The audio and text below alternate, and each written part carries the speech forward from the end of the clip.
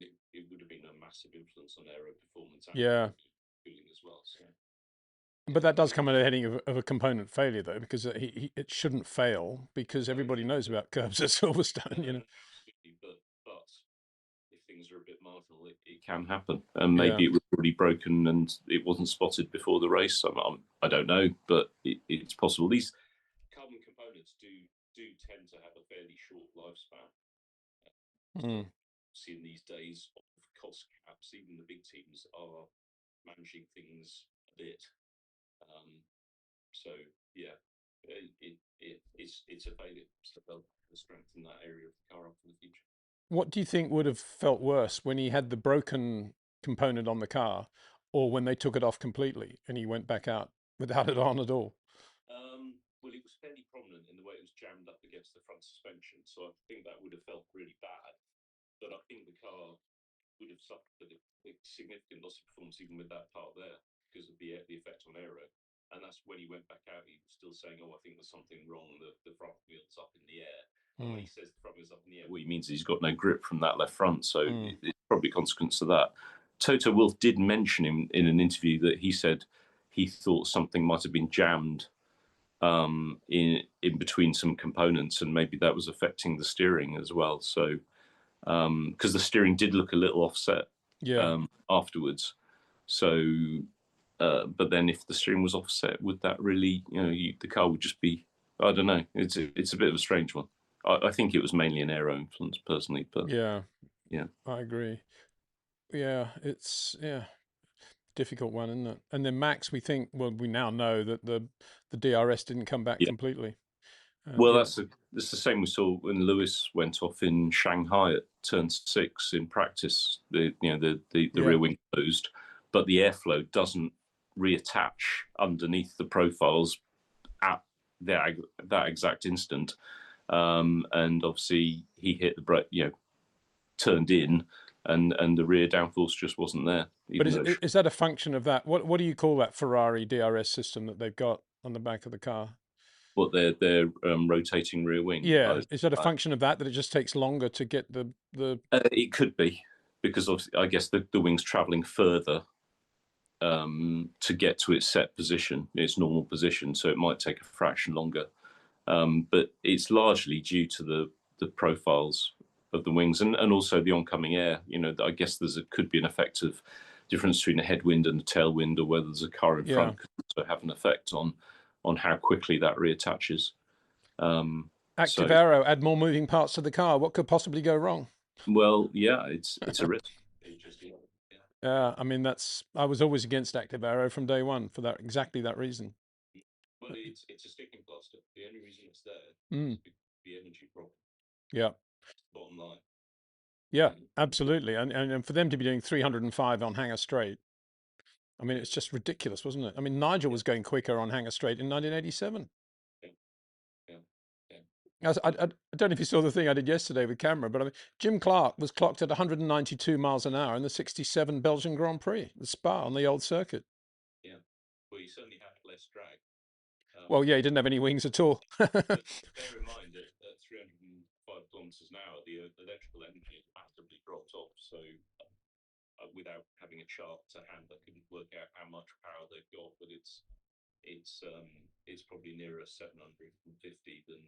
Yeah, well, and they're much heavier, bigger, more high drag cars, aren't they? Terrible. Okay, I'll stop now because I'm going to do the start. We're going to start in about a minute. Yeah, if that's okay with you. Yeah. Good, buddy. Right, starting soon.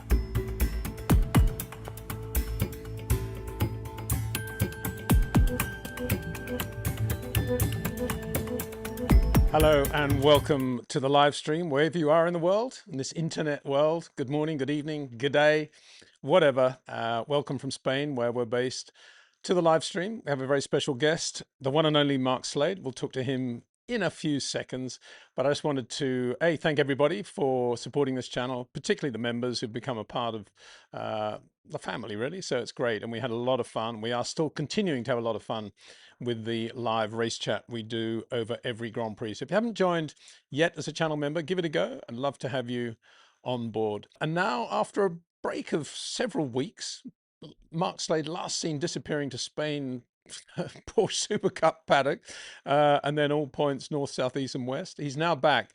Delighted to have Mark with us again. And I'm going to be very annoying before I go to the browser and look at all your questions and comments, because I've got a million questions I want to ask Mark as well. So first of all, Mark, welcome to the show. Great to see you again. Hi, Peter. Good to be back. Yeah, looking fit and well. So, Mark, I'm desperate to know, well, a number of things. First of all, let's talk about Kimi at the British Grand Prix. Yeah. Just from what you can see, what's your feeling about what went wrong with the car there, the component that failed?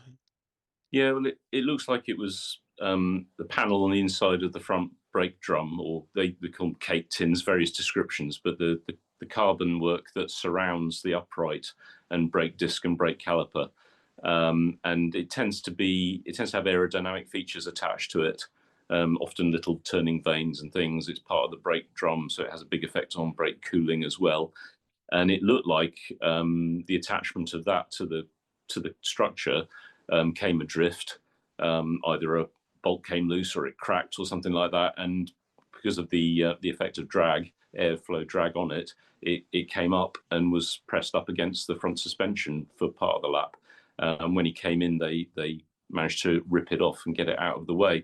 But the effect of that on the aero performance of the car would have been significant, and most likely just a big loss of front aero, and obviously on one corner. So it would have felt to him like there was something wrong with the suspension, like as though the car was three-wheeling, because it's got much less load on that left front wheel. So quite a big effect. And I think they did the front wing change in the pit stop because they probably saw in data a loss of front aero, but without knowing what had happened to the car, they would have assumed that there was probably some front wing damage, because that's often the case, isn't it? And so they changed the front wing, but actually that didn't fix the problem. But it just took him a while to understand that there wasn't a sort of structural issue with the car in terms of safety, and to adapt his driving to this new sort of baseline balance. But once he did, he was pretty quick. He started to pull away from Pierre Gasly, didn't he? Once he'd got the hang of it. Yeah, I was blown away by how well he handled that situation too. I mean, we were all wondering when we went into that 2-week period where there was no racing, how he would handle leading the world championship as an 18-year-old, and now he is still leading the championship. He's just about to win the British Grand Prix, maybe make the pass of the race, right at the end to take the lead. And then this happens just inside of victory. And he was just very professional about the whole thing. I mean, I don't know what certainly in my experience, that was absolutely very impressive. What was your take on that, Mark? I thought it was fantastic. I mean, he's just loving it, isn't it? He's loving leading the championship. He's loving being the main man and being competitive, and it's just fantastic to see his confidence on such a high, and that attitude of, no, I want to keep going, I'll go and get a point, and it's just absolutely what you need. It's a very positive approach, and it brings the whole team on as well. That's the thing, the effect that has on binding the team together and going on to produce even better performance. It's just fantastic. But in my experience, the best drivers are like that. They do want to get on with it. I mean, I mentioned to you before, the example that came to mind for me was Mika Hakkinen at Monza in '98, when we actually had a total failure of the front brakes. The pads wore away. He lost the front brakes completely, spun off at the second chicane, kept the engine running, and he got going again. And he did the last, I can't remember how many laps it was. It was 7 or 8 laps, having lost the lead to Michael. He kept going, and he was doing 340 Ks down the straights at Monza, knowing that he had no front brakes when he got to the end of the straight, and he was using engine braking and just the rear brakes to slow the car down. It was absolutely phenomenal. But Yeah. that's the sort of go-getting, I need these points attitude that you absolutely need to win a championship. Yeah. Let's call them racing drivers in the true sense of the word. I think that's what it's all about. Now, what about when the whole active arrow thing was in its gestation? I was saying, I think you probably were too. You know, this is a moment when actually we should be taking the DRS off the cars completely because we don't actually need it. Instead of which they doubled it. What could possibly go wrong when you add more and more moving parts to a car? And then in the case of Ferrari and then Red Bull now, we've got a fully rotating rear wing, so even more moving parts. And guess what? You know, we had a failure, and we shouldn't be laughing about it because it's not a good thing at all. No, I think it's exceptionally dangerous, and it's just a function of the fact that the cars don't have enough energy on board to complete a lap at a sensible racing speed, and so they've had to massively reduce the drag of the cars on the straights to make them more efficient. But as you say, as soon as you introduce more moving parts that are providing crucial amounts of load, when something goes wrong, the result's going to be pretty catastrophic. I mean, it's basically the same as entering the corner with very little rear wing. The rear wing's not attached to your car anymore in this particular case for Max, and that is just going to cause the car to spin off. And at the speeds they're doing, that's dangerous. So. I mean, how much of a factor do you think that rear wing system they've got and Ferrari got was in that? I mean, how much did that play in it? Oh, it was the cause of the accident. Yeah, no, Whether it's yeah. it's difficult to say whether it's the fact that it rotates fully or whether a partially rotating flap would have had the same effect. I suspect that the fact that the wing has to take longer to get to its high load position has got to be some sort of factor, because we're talking fractions of a second, and then it's a question of other elements like wind direction, whether there's a car in front disturbing the airflow, that means that for the airflow on the rear wing profile to reattach is going to take a finite amount of time. And obviously in that case, he turned in before it had. So it could well be a factor. But it's not to say that a partially operating wing, which I think I was trying to remember when Lewis had the same problem in Shanghai at turn 6 in practice. I think he was running their fully rotating wing at that time, and they then took it off the car for that race.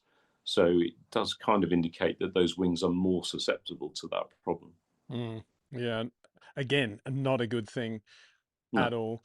What about Lewis's jump start, Mark? What do you make of that? Yeah. You could see on the onboard that the car did lurch very briefly, and that's enough to trigger the FIA's monitoring system. I suspect he knew as soon as that happened that he'd got a problem. I think it's interesting that they didn't call him until just before, as he was coming into the pits, basically. It's always a question. You don't want to give a driver necessarily negative information because it could affect the way they approach the race. On the other hand, you could argue he's a big boy, he's grown up, and pardon me, he may drive a more appropriate race given the circumstances if he knows.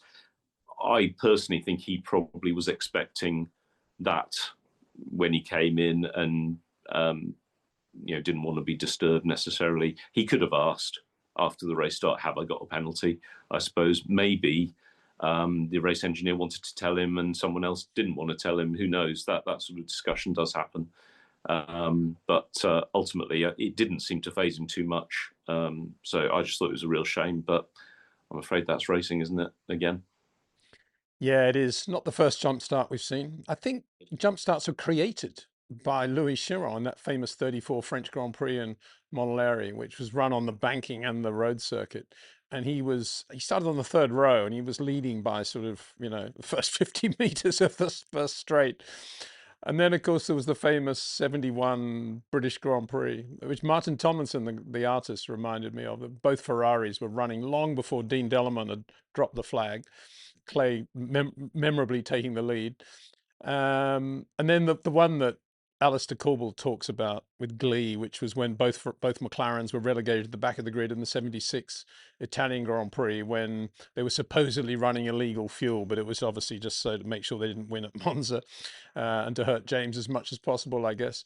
And the plan was for Jochen Mass to be doing sort of, 60, 70 miles an hour by the time the race started, which indeed he did. And if you look at it, he starts from the back of the grid and Jochen's midfield by the time they get to the Lesmos. It's unbelievable. So, yeah, not the first time it's happened, but in Lewis's case, not a deliberate thing, I'm sure. But so I take it then, Mark, you weren't surprised that Freddie Vasseur didn't get on the radio to say to Lewis, Lewis, you're going to get a 5-second penalty for the jump start. Your race now is just to help Charles, hold everybody else up and let Charles get away. Were you surprised he didn't say that?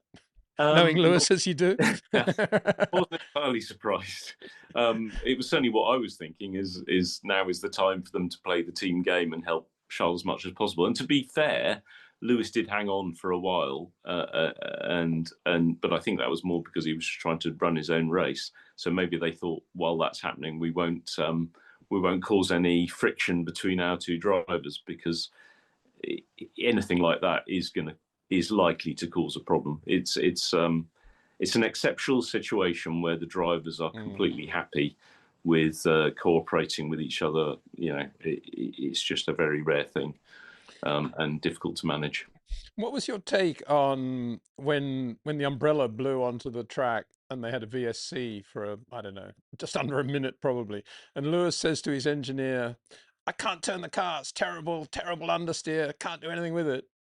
And then 4 laps later, they say, box for tyres, Lewis. And he says, the tyres are perfect. What's that all about?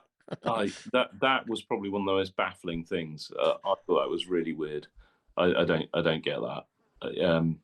And it just shows that the drivers need to be careful what they say. I mean, sometimes you do get the impression with some of the drivers that they say things on the radio hoping that it has an effect on the opposition almost, because they know that everyone's listening to each other. So maybe he was trying something like that, but it kind of backfired, didn't it? If that's what it was. I was wondering whether Lewis is having probably at some point spoken to Nigel over that weekend. He's becoming a little bit more Nigel Mansell-esque. And the more you say you've got terrible understeer and you can't turn, and then you set fastest race lap 2 laps later, the more they say, wow, what a hero. Is that not what it's all about? There is a bit of that, isn't there? Yeah. Anyway. Mark, Aston Martin. Yeah. I mean, religiously now, not bringing any upgrades to the track at all. Always a blank page for Aston. They're obviously working on a major redesign. Yeah. And you and I have been chatting a little bit about this. Obviously, there's the Honda engine thing, but it's not just the Honda engine thing. And people close to the team are saying that's about 50% of the problem. The other 50% seems to be the car. And you've got some thoughts on that, I think, have you not? Yeah, well, to me, very early on, it was clear that car was running a lot of rake, so along the length of the car.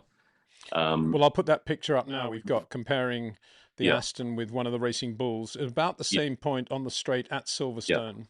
Yeah. Same time as well. And you can see the extra amount of daylight under the rear of the Aston. And if you recall, the pre-ground effect cars that we were running up to until the end of 2021, that had become the norm to run the rear at a very high ride height, because it gets more performance from the floor. It just makes the car more efficient.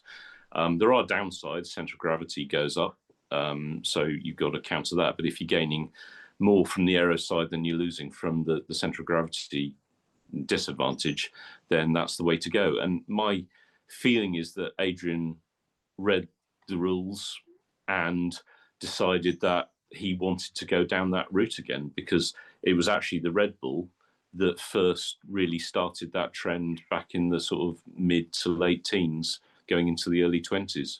And I think he just decided, okay, these cars are more like those cars, these new cars are more like that other generation.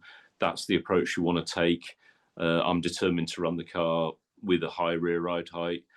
But the downside is that the FIA they realise that the biggest problem with one car following another is the outwash from the front wing, which in the previous generation, the pre-22 cars, the whole a lot of the aero was around getting that dirty air pushed out as far as possible before it got to the rear of the car, because if that dirty air gets drawn into the floor ahead of the rear wheels, it massively influences the performance of the floor. And as you raise the rear ride height relative to the front, that becomes more and more of an issue. So those cars were designed to minimize that effect. But the rules for this year, the FIA are aware of that and the fact that it has a massive effect on the cars behind. So the rules have been designed to try to prevent the teams from controlling the outwash. And so that means it is highly likely to be coming back in under the floor ahead of the rear wheels. And I think Adrian's view going in was likely, well, I know this is going to be a problem, but I expect my aero designers to come up with solutions to fix that problem, because we need to run the rear high to get the most out of the car. And unfortunately, I think what's happened is that they just haven't been able to do a good enough job to deal with that. And so the car designed around running a higher rear ride height, it just isn't working because the floor isn't working properly because of the ingestion of dirty air from the outside. I mean, all the other teams, if you look at the developments that are happening since the start of the year, most of them are around pushing that dirty air outboard. And I think we'll see a gradual increase of rear ride heights with all the other cars. But they took the other approach. They started at a low rear ride height, and their evolution is to gradually work towards higher and higher rear ride heights as they learn how to control the outwash. So, you know, Adrian's kind of come at it from the opposite direction, which isn't unusual for him. He's the sort of guy, he will come in and say, I've looked at the rules and I think the ultimate fastest car will have this concept. So that's how we're going to start. And all the problems with that, I think you guys in the design office can just work harder to fix.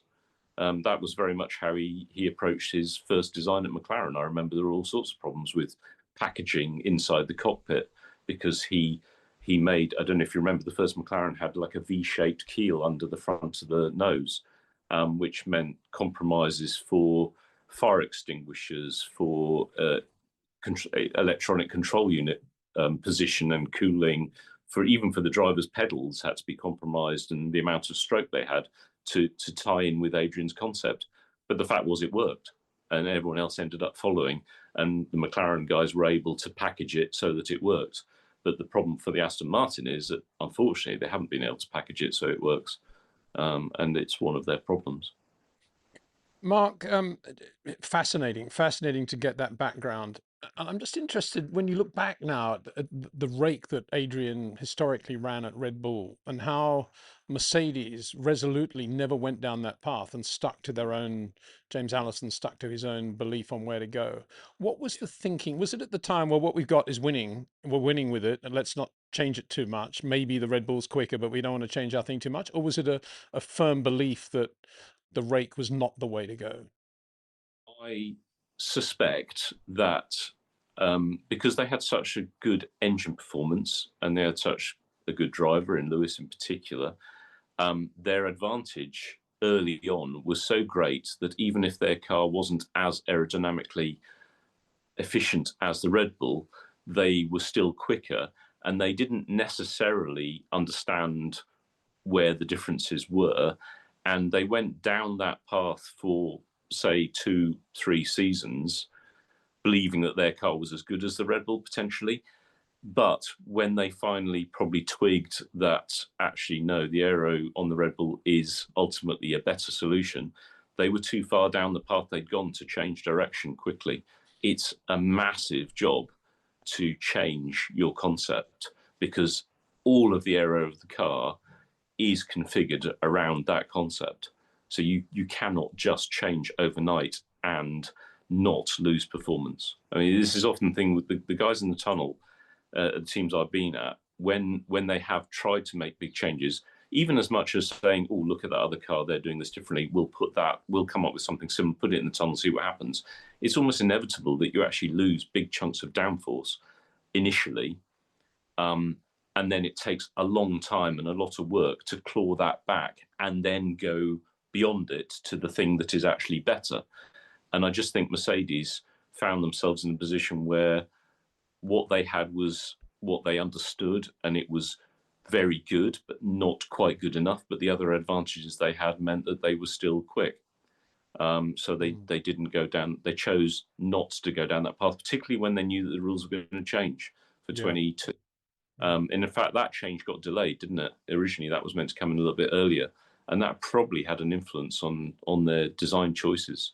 So I think that's what happened. But yeah, it's very, very hard to make that sort of big change.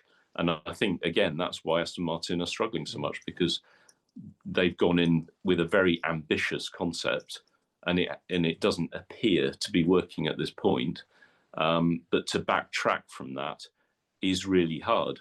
And Adrian will be determined that that concept will work eventually, because he knows that that's the future. So I think to some extent he's probably said, well, I'm not going to write off the future to make this year's car look a little bit better. I want to go wholeheartedly in that direction. And I'm sure his next car, even if it's a massive upgrade of this car, will still have some features along that direction. And he's looking for the golden goose egg, isn't he?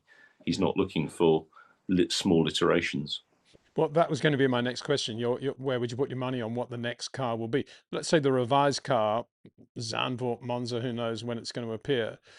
Do you think that will be less rake, a little bit more of a compromised car, less rake, more control, or just more control of the outwash and the same rake? What do you think they'll be doing right now? Because they are going to bring something out, I think, aren't they? Yeah. Sort of 2/3 of the way through.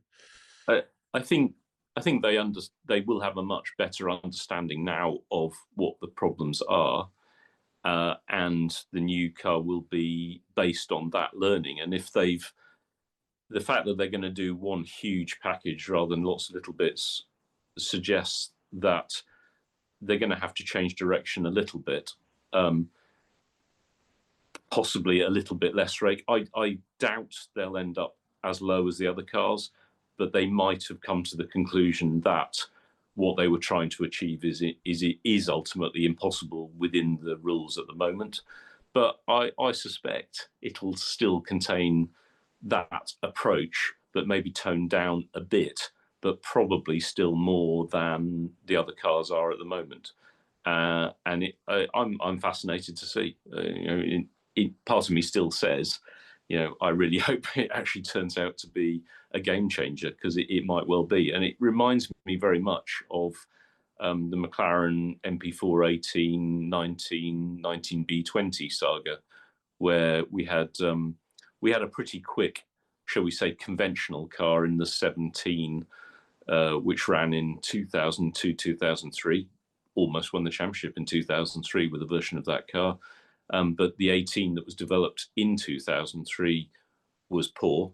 It was a very different concept, but it just didn't work. We started 2004 with effectively a development of the 18 that still didn't work, that Adrian didn't want to run. He wanted to totally revise the package. But what he wanted didn't really come out until the British Grand Prix. Was it the French Grand Prix? It was mid-season 2004. The 19B came along, and that car completely changed our performance level. It was a total rethink of the aero side. It worked very well, and it led to the 20, which was a fantastic car. Performance-wise, aero performance-wise, it was the class of the field in 2020, but unfortunately we had reliability and operational issues, which meant that we didn't win the championship with the 20. But in terms of performance, that car was hugely better than anything we'd had before. So I still think with Adrian, you might get to the point where he brings out something with the work of his team around the problems that they understand now from what they did start with. They went very ambitious, didn't work because this, and this. Now we know how to fix that. We'll carry on with it, and we'll put something on the track that brings a new level of performance. We'll see. So, all of which may or may not have distracted from the amount of work he needs to be spending on Honda and helping Honda to get it right as well. I mean, I presume he's sort of Andy Cowell is doing that, but really, if anything, Adrian needs to be focusing on that just as much, does he not? Adrian has always expected the people who are in charge of different areas to get on and do their jobs. So, you know, yes, he will be keeping tabs on what's going on. And bear in mind that the development work that I've been talking about on the aero side, you know, he's not going to be doing all of that himself. He's got other people doing that for him. He'll be giving guidance and saying the direction he wants to go, but he's still going to have time to keep on top of what's going on the engine side as well. And knowing Adrian and the position he's in, I'm sure he's spending a huge amount of time, you know, at the factory, traveling potentially to Japan. You know, he hasn't been seen at the track for a long time, and that's because he's working so intensely on all these problems. So I think he's probably still involved in it. And one of the reasons that they are where they are is because he didn't have enough time coming in to manage it all. You know, and you know, that's a mistake in itself. But I think it's not unusual that Adrian said, you know, to him, you know, he didn't have much time, but he didn't want to stop that pursuing the goals that he thinks are, you know, the ultimate way of making the car faster. He doesn't work within the constraints that most people work with, and it makes him difficult to work with. To be fair, McLaren couldn't cope with it, and that's ultimately why he left McLaren. The genius of Red Bull in that period when he joined them and until eventually he left beginning of last year was that they were able to cope with his demands, which are very serious, and they made it work. And when you've got Adrian in your team, you kind of have to say, well, this guy does know what he's doing. He is very, very demanding, but it's up to us as a team to work with that. Yeah, good point that. And because in the middle of all that, Pete Prod left to go to McLaren. So his number one aerodynamicist left halfway through that period, and still Red Bull continued to deliver. They obviously had a very strong department. A strong aero department that delivered the goods and good development in terms of manufacturing and getting those parts to the track. So it was a very efficient organization that adapted to his working process, and you know, cost an awful lot of money, I'm sure, but they set out to achieve that, and that's what they did. And it takes this kind of ruthless efficiency. Whereas at McLaren, unfortunately, what happened was that there were people within the team at a high level who decided this wasn't the approach to take, that McLaren didn't need this, that they could still be successful without this. And they effectively pushed him out of the team, which in hindsight was obviously a huge mistake. Yeah. Well, it all comes down to ego and autocracy and management, doesn't it, really, at the end of the day, that sort of decision. Mark, on another subject altogether, when the Mercedes first appeared at the start of this year, there was a lot of chat about their different front wing and various ways that it was different from the norm. But you, I believe now, based on our chats, can see what Mercedes did with their front wing at a far more fundamental level of what they've achieved. And I think, I don't want to put words in your mouth, but I think you're a bit surprised that others haven't gone the same way quite quickly, correct? Yeah, so again, going back to the generation of cars prior to the ground effect cars that ran 22 to 25, the balance of the previous generation was you would often have high speed understeer, and then as the speed of the corners reduced, that understeer level became less of a problem. Particularly lower speed tended to be a bit sharp, a bit on the nose. And one of the ways that was developed to try and deal with that was we switched to the wings had 3 or even 4 main elements. Mounting the front wing on the second element allowed a bit of flexibility of the profile, so you could have the. I better just stop you there. I mean, when you say flexibility, you're not talking flex. You're talking about ability to be able to create different angles. or both? The wings move under load. Right. So basically, as the load increased, you could end up with a wing that actually the camber or the angle of attack of the wing as the load increased didn't back off. So if you mount on the front element, if you can imagine, it's like a big lever, and the central pressure was behind where the mounting was to the nose, and so the wing would actually back off downforce as the load built up. Now, to some extent, you kind of want that to make the car a bit, well, it helps downforce in high speed. It helps make the car a bit less sharp on turning. But when you've got a high speed understeer problem, you don't want the front wing backing off completely. You want it to back off. You want less back off basically in the middle of the car. So by mounting on the second element, you reduce that lever effect, and you actually have less of a camber change across the center of the wing, and so you can actually have more front end in the middle of a high speed corner than a wing that's mounted on the front element. And also, what was also developed was that the noses used to flex a little bit. So as the load increased, the wing would actually get close to the ground because the whole nose would flex a bit. Because I'm just going to put up a picture of the Merc front wing from Silverstone. Yeah. Quite difficult to see there, but I mean, if you could just explain on that graphic exactly what you mean. So there's three elements of this wing span-wise. So in fact, you've got the flap at the back, you've got an element in the middle, and there's actually a forward element. And what you can see just outside where it's mounted to the nose are the two sort of metallic, shiny things. They're separators that separate the middle element to the front element. So the front element is attached by the end plates and by those separators. But what it means is that can have a little bit of flex relative to that central element that's mounted to the nose box. Whereas the other cars... Well, now we'll put up a picture of the McLaren front wing. Yeah, you can see the McLaren, obviously that's on a stand, so those metallic pieces underneath the wing are just the stand. But the three elements there, the forward element is the one that's attached to the nose box, which means that the two elements behind it, the middle element and the rear flap element, can flex backwards under load, which is good for entry stability, but not great for mid-corner understeer in a very high-speed corner, potentially. So that's a fundamental difference. And when the season started, the Mercedes was shown with the mid-mounting, the middle element mounting, and I thought, oh, that's interesting.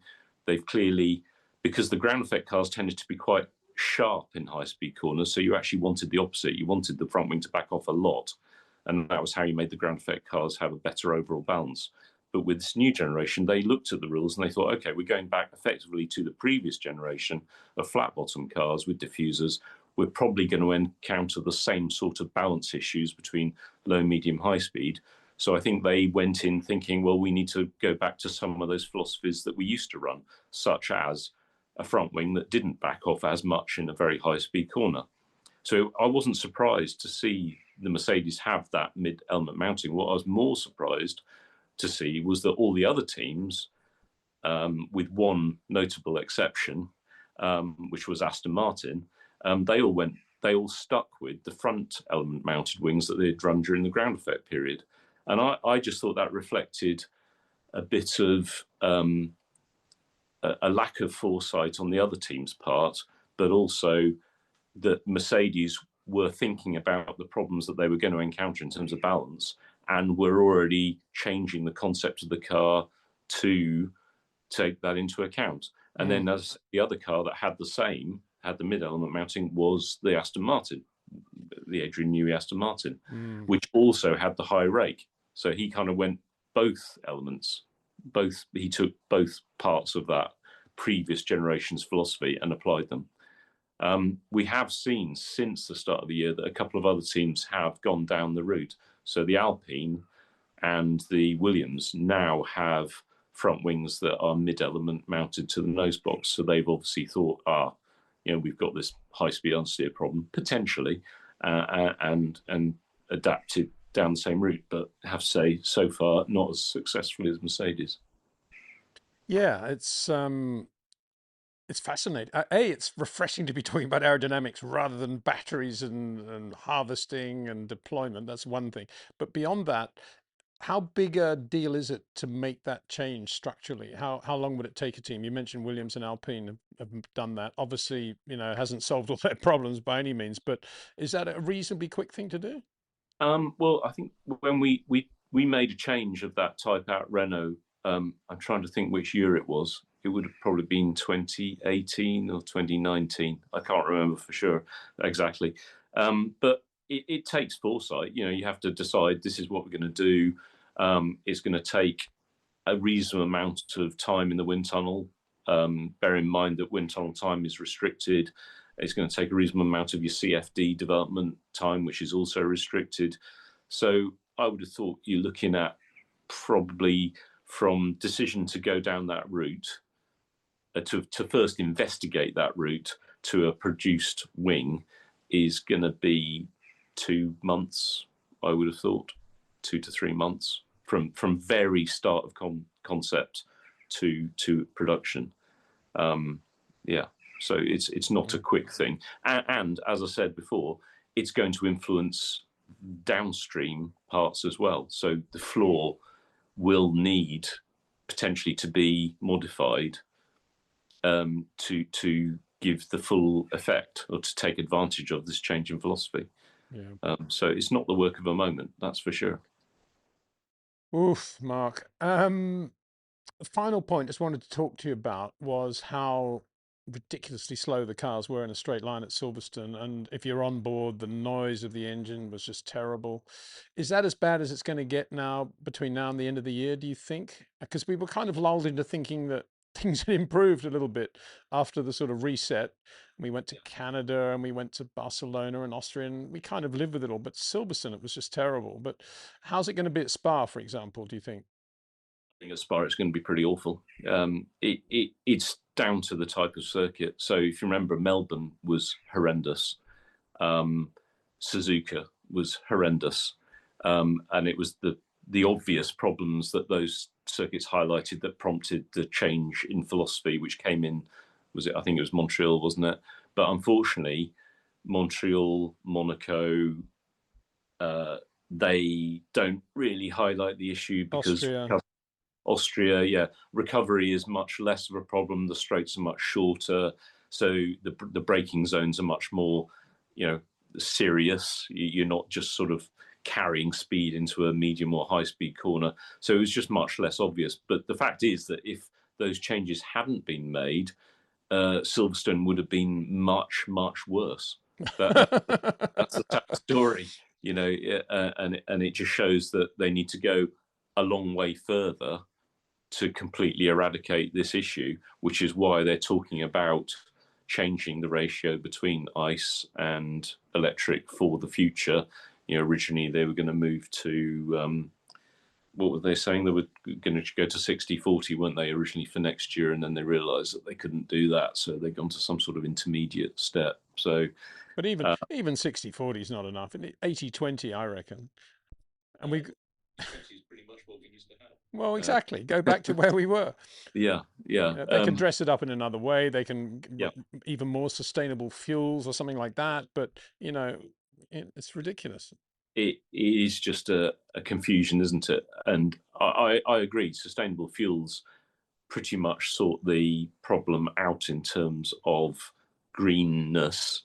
But it was the push from governments towards electric cars, which I think influenced the original choices, and they wanted to go more and more electric with Formula One to be in line with that. And of course, now we're seeing some backtracking on that from governments when they've realised that basically the public don't and can't want to afford fully electric cars because they're so expensive, and the problems of getting the materials that you need to produce them. So it's all got a bit messy. But ultimately, I don't think Formula One should have gone down that route because it was going to produce a bad show, and the people in charge were told that it was going to produce a bad show, but chose to ignore it. And you can get your 60-40 is not enough t-shirts from our new merch store, which the link of which will be down below this video description. I'm just playing around with the old.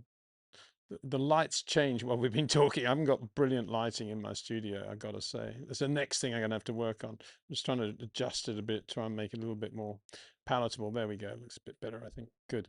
All right, Mark, thanks so much for all of that. Now, if you could stay with us, we're going to now have a look at some of the questions from our viewers, questions and comments, and we will start with Vicky, who's one of our regulars. Thanks, Vicky.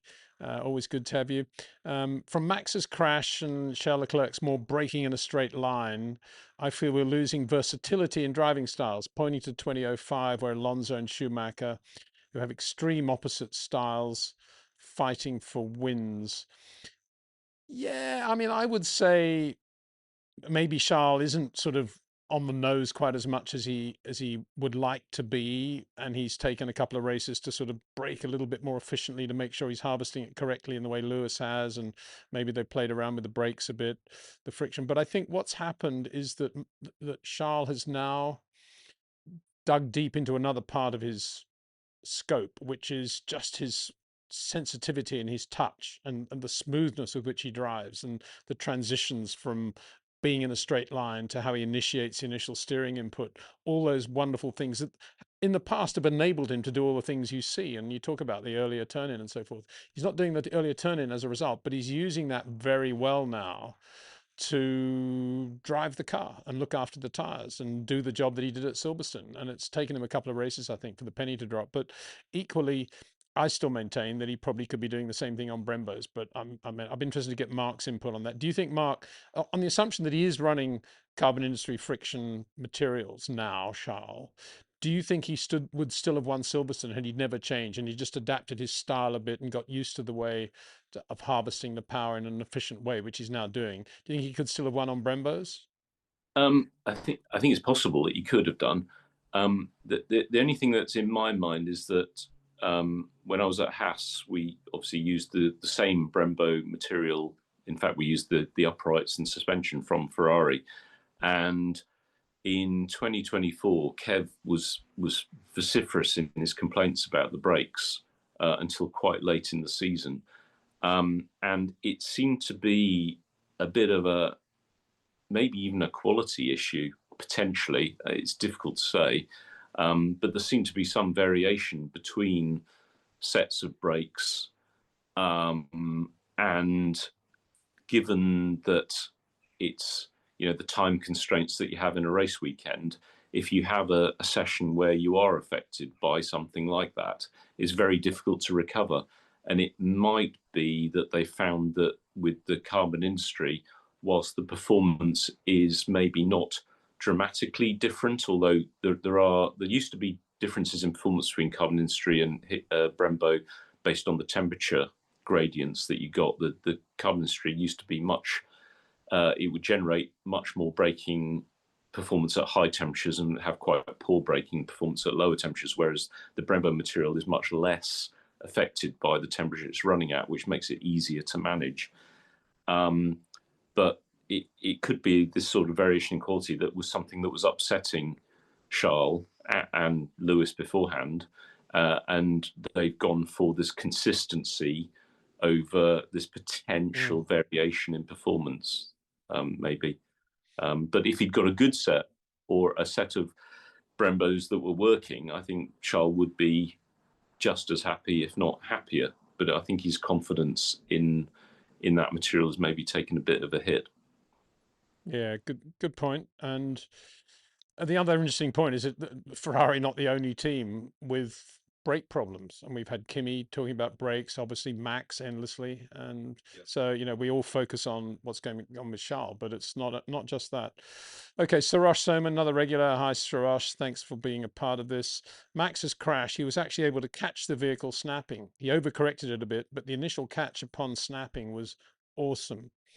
Sarosh says, Peter, Mark, my apologies. I'm still unable to understand how Leclerc is getting into clipping earlier by turning in on the brakes, whereas Hamilton was better since he's braking in a straight line.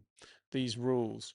Yeah, Mark, if you can just perhaps explain what you think was happening with Charles in China when that sort of, you know, the earth moved for him there, when it, the faster he went, the slower he went, if you see what I mean. What, and that was really the sort of the moment when it all went wrong for Charles, wasn't it?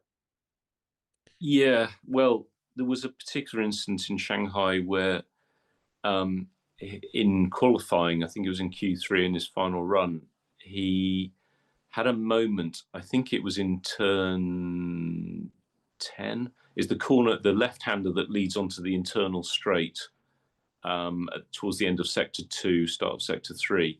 And he sort of came off the power, went back on the power, came off the power quite a lot and went back on the power.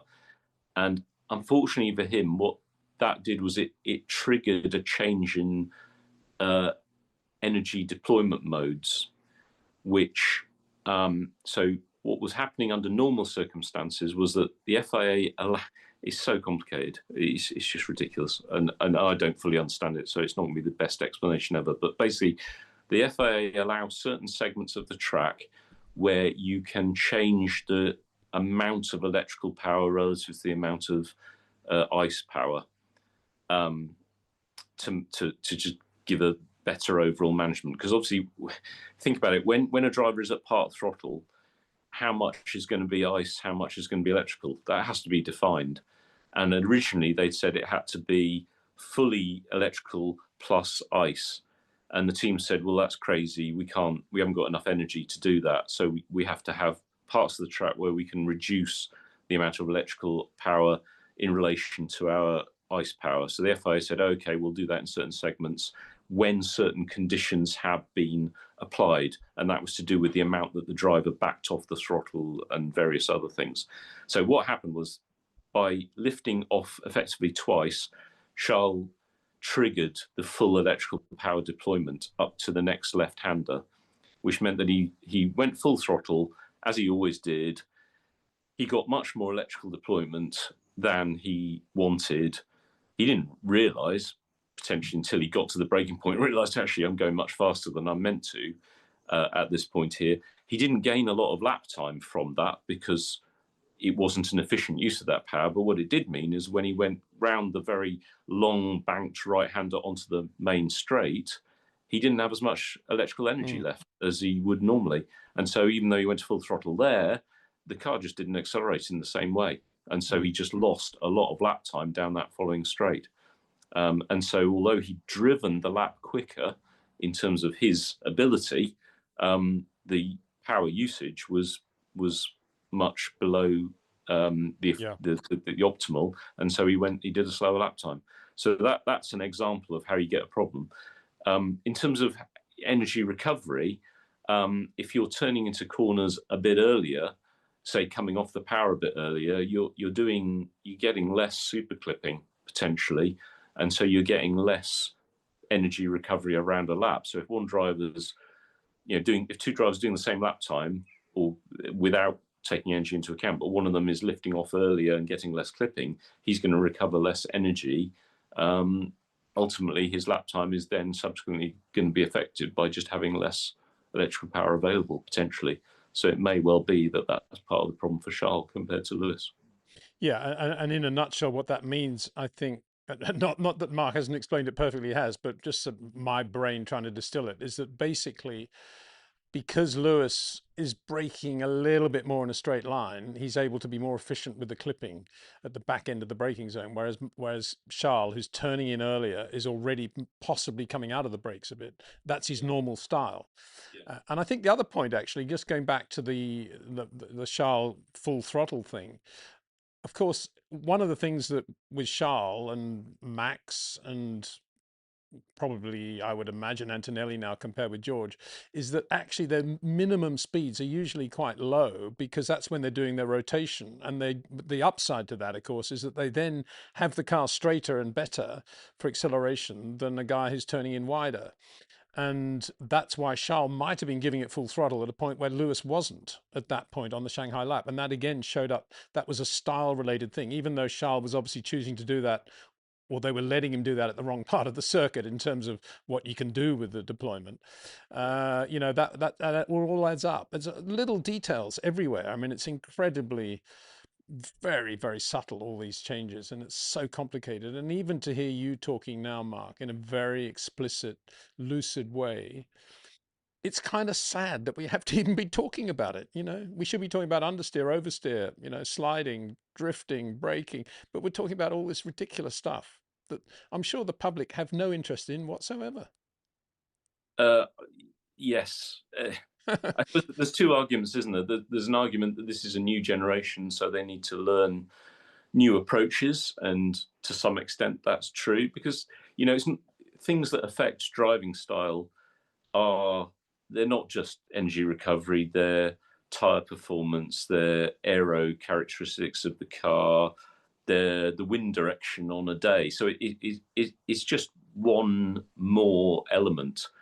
But I think the difference is with this one that it creates very big differences that aren't immediately understandable when you're on the and Silverstone, we saw a lot of this. We saw an awful lot of those sorts of moments where drivers were saying, well, why has my deployment changed? Why? And it will be because of that issue of there being these different sectors where the FIA allow deployment to be done in a different way, but they've driven the car in a way that isn't what was anticipated, so it's not gone into the right mode at the right time, and it's had that effect. But it is dramatic because the amount of power is very significant, and it's going to be more significant than most of those other little factors, particularly on one qualifying lap. Is that why we saw, coming out of Cops, we saw Hadjar keeping it in 7th all the way down to Beckett's, and Max taking 8th, or indeed George taking 8th on Wellington Straight, and Kimi keeping it in 7th? Is that what that's all about? I suspect that's more to do with pure recovery efficiency than those sector differences that I was talking about in relation to Charles. But I imagine there will be someone in the garage looking at the two drivers. If they do different things, is one of them getting a benefit in terms of energy recovery compared to the other for no loss of lap time? And if he is, then that's what they want both drivers to do. But for the driver, it's not the same to drive the car in 7th gear through a corner as it is to approach that corner in 8th and downshift to 7th. It's not the same thing. So the driver will be thinking, I don't really, at this stage in qualifying, I don't really want to be changing that because that's going to have a consequence. What did you think of that? What do you think of that printout that Max was reading between Q1 and Q2, which is relatively late in the Grand Prix weekend, let's face it, on which was written below one of the bits of telemetry, we need to understand this? Well, is that normal amongst you engineers to have comments like that? No. to actually write, we need to understand this. I don't think that's great, because that is not a good message to send to a driver, let alone a driver of Max's style, shall we say. It's a bit of an admission of failure, isn't it? What will be interesting there for me is, were there any examples of that earlier in the weekend that they should have spotted and worked out sooner? As a driver, I would be sat in the cockpit going, is this the first time that's happened? Why haven't you seen this before? Or is this something that Isaac's just done? He's just clever. He just didn't realize he was doing it, or has he known about it and just then backpedaled, not shown it for the rest of the weekend. And then when it comes to qualifying, he's brought it back. Those sort of little tricks across the garage that do happen. Is it one of those? And I think you've hit it on a nut. I think you absolutely hit it on the head there, Mark, because what we saw actually was he kept sort of looking at it and almost turning it upside down to try and read. I'm exaggerating slightly, but after a while he just goes and just chucks it out of the cockpit. It was brilliant, brilliant for us TV viewers, but not necessarily for the rest of the team to see, I think. Yeah, rolled it up in a ball. You have to be careful with these things. Sometimes you do see little details, differences, and they do count for something, but it's a decision by the race engineer really to decide what does get to the driver and what doesn't, because he has to make a value judgment about whether the information is actually enough to justify, the driver being put slightly unsettled by the fact that something has changed. Obviously, with a driver of Max's capability, he's going to be more likely to be able to manage that and make his own judgment. And we used to show stuff to Kimi or Nico or whoever, Fernando, and you'd show them it and go, what do you think? And they would say, yeah, I understand what that is, but I'm not going to do it because I'm in the groove with what I'm doing, and I think I'll lose more if I try and do that than if I just stick with what I'm doing. So they would make that value judgment themselves. And Max obviously ultimately made that value judgment himself by crumpling it up and chucking it out the car. It was absolutely classic. Right, very good. Thanks, Mark, for that. So Roche, another one. And being a member, of course, he's allowed to ask all these questions. Peter, Mark, with these regs not pushing the cars to the limit, especially in the race, do they need to have tyre choices? Why can't we just have a single tyre for the entire race? In other words, with the cars going so slowly now, can Pirelli actually build a tyre that will last the Grand Prix distance? I think that's basically what he's saying.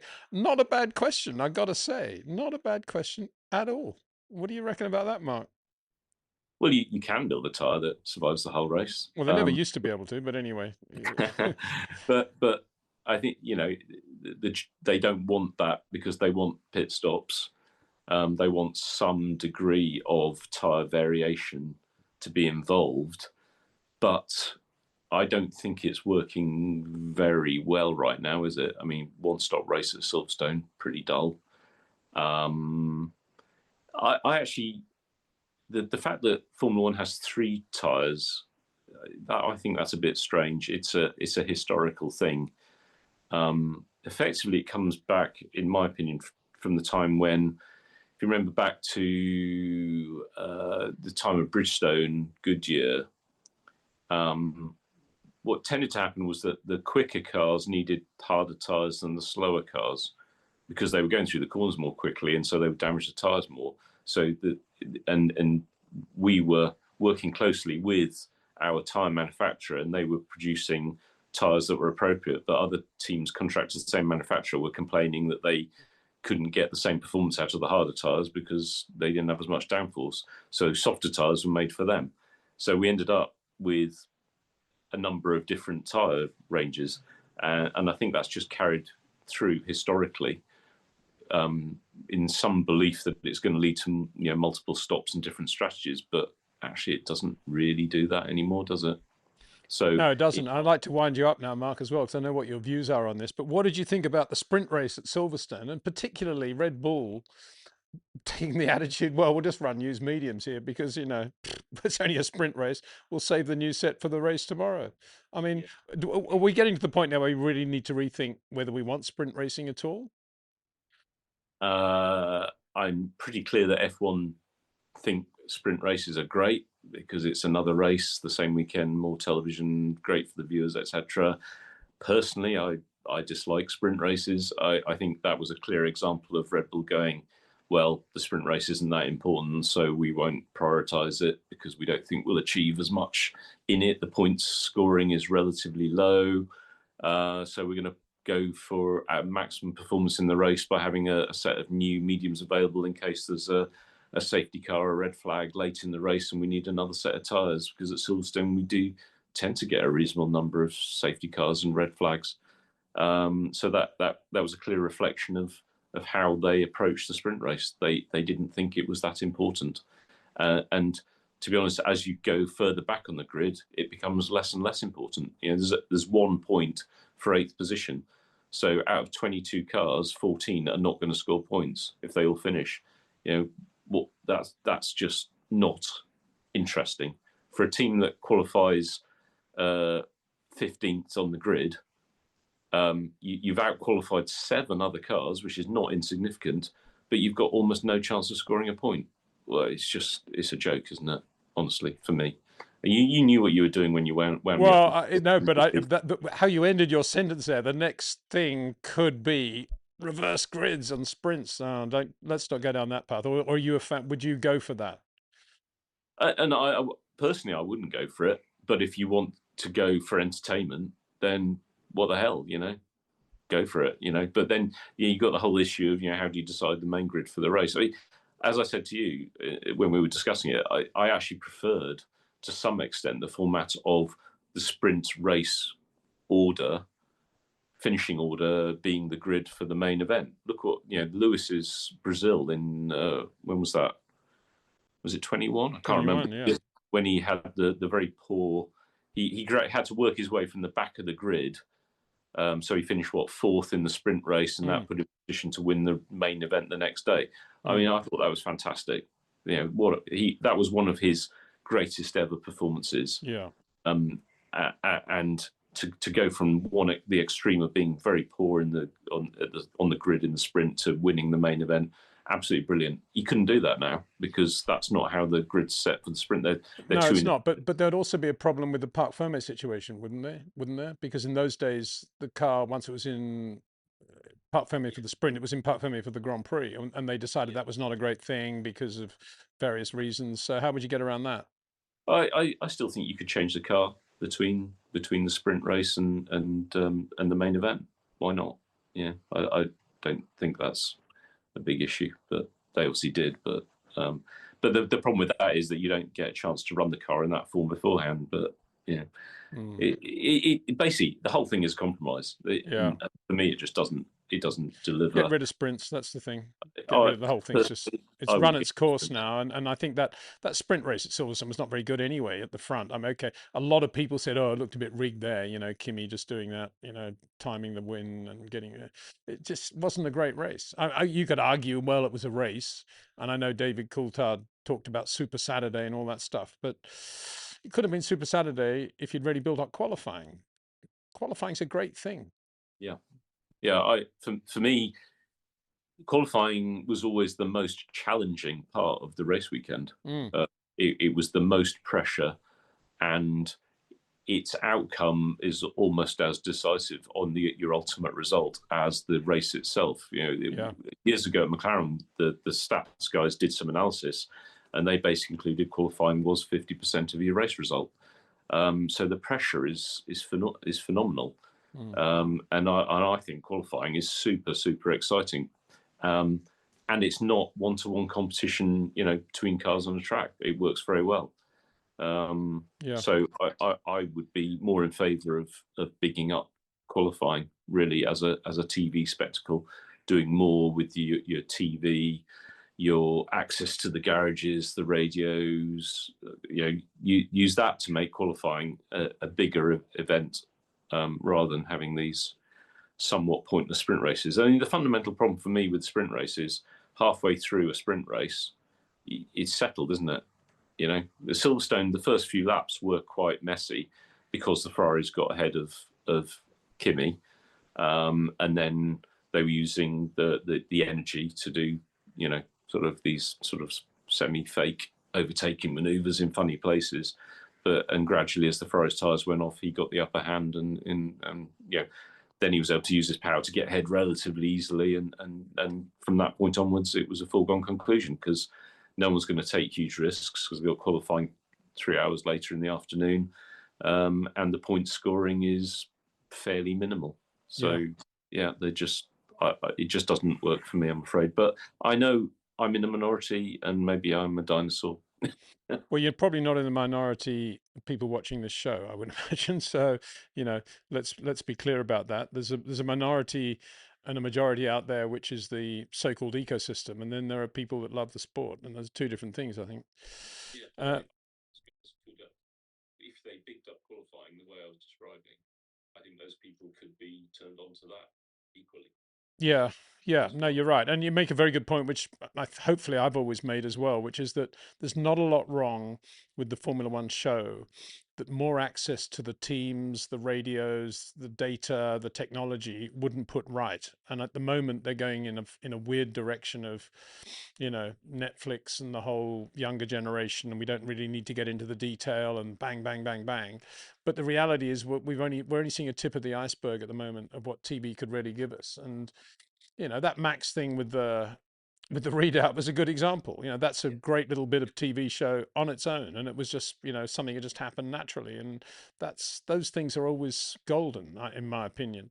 Anyway, let's get on with the next one. Again, from Zavesh. Hi, Mark. Hi, Zavesh, first of all. Hi, Mark. Every team has two drivers with different styles, different driving styles. How much is that taken into account when developing the car, or do teams make the fastest car and just hope the drivers do the job with it? Yeah, we've talked about this point before, but be interested to get your input on that one, Mark. Yeah, the difference in driving style is quite important, and if you've got two quick drivers who have the same driving style, it's a lot easier to manage for the team because they can design and develop the car to suit both of them. And we have had times when teams have had to develop their cars differently. I don't think you would ever do the initial design to accommodate two different driving styles.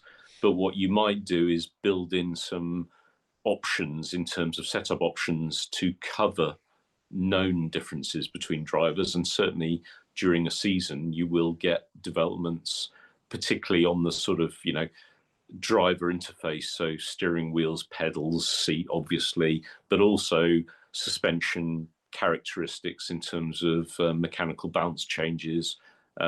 The obvious one that I've mentioned in the past was the crossweight with steer that was introduced at McLaren, I think, 2003 with the 17D. So this is where, when you turn the steering wheel, you actually use geometry to load up the inside front tyre more than conventionally you would do to reduce understeer as the steering wheel angle increases, which Kimi absolutely loved. Some of the other, so I think David DC found it maybe not quite so much to his liking. And then when Juan Pablo Montoya came on board in 2005, he intensely disliked it. And we actually ended up with developing suspension that went in the opposite direction. So they actually got to the point where they had an option to unload the inside front tyre more than a conventional car, because that suited Juan Pablo's style of very aggressive steering more than it did Kimi. So, but that did hurt us because we ended up with two quite different cars in terms of setup on the track, and it meant that the problems that one driver was having on the track weren't necessarily the same as the other driver. So you didn't have two sets of information to work with to fix those issues. So yeah, it is an issue, and I think any team that has two very fast drivers driving the car in the same way, and hopefully a driver driving the simulator back in the factory in the same way as well, is a team that's going to move forward more quickly. I have to say, I didn't know about that, Mark. Was that something McLaren had uniquely, and was it legal? And what happened to the system anyway?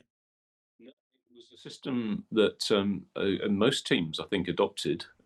Really? Have a feeling that it started with maybe Honda, as I recall. It's just a question of where you put the track rod position, and the push rod position was crucial to it, and it's just a mechanical advantage. And in fact, all cars have it to some extent. It was just a question of actually going, we can actually play around with this. Oh, okay, I get it. Yeah, I was assuming there was some sort of additional weight system in there. No. It's just a question of geometry. So it's like kingpin inclination, right, or a camber change. It's just one of those things. But it wasn't something that had really been thought of as potentially providing a benefit. There are some downsides to it as well. So obviously, as you're adding steering lock, you're pushing that inside front tyre down. But obviously, if you have a snap of oversteer, which if a driver, say you have too much understeer and the driver suddenly adds a bit more lock, and that pushes the inside front tyre down enough to actually overcome the understeer more than he wants, and he causes oversteer, then you've got a bit of an issue. So it requires very sensitive steering control, and I think that's why it suited Kimi. But there were times when it caught him out a little bit, particularly in qualifying. But overall, he was happier with it. Whereas Juan Pablo, just the inconsistency that he felt from it, he didn't like at all. So he went away from it. Amazing. It's a fascinating. Yeah, it was interesting that Juan Pablo went away from it. No real surprise, I suppose, in a way, given the way he loved driving with the rear of the car. Yeah, exactly. I'm just trying to look up when you say Honda. What do you mean by that? Because Harvey was Honda, wasn't he? But he was Harvey Postlethwaite. But he passed away in '99, I think, didn't he? Yeah, well, I'm talking of BAR. Yeah. Honda. Oh, okay. Right. Those Okay. two. Gotcha. Yeah. All right. Yeah. So that might have been, I don't know, Jeff Willis. Possibly, yeah. That sort of era. We're talking, late 90s, early 2000s. Yeah. I guess who would have been driving for them? Jensen. Before Jensen, I think, maybe even before Jensen. Okay. Yeah, that sort of era. Cool.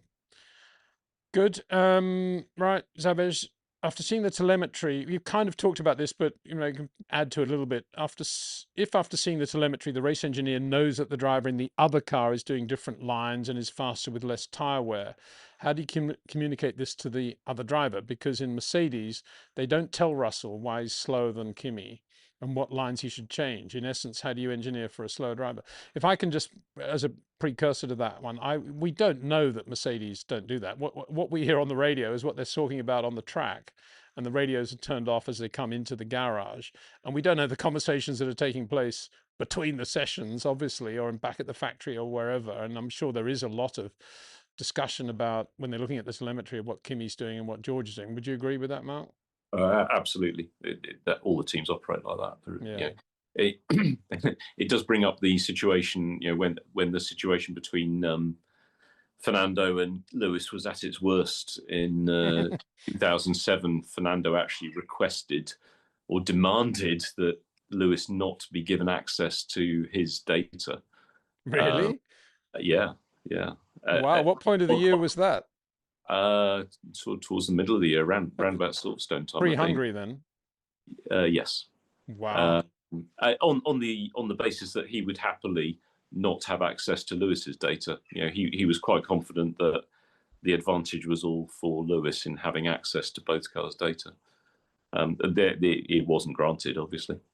That could be the one big thing that Fernando says, one day I'll tell the full story of what went wrong at McLaren and how they screwed me. And that could well be it, that when he asked for this, it wasn't granted.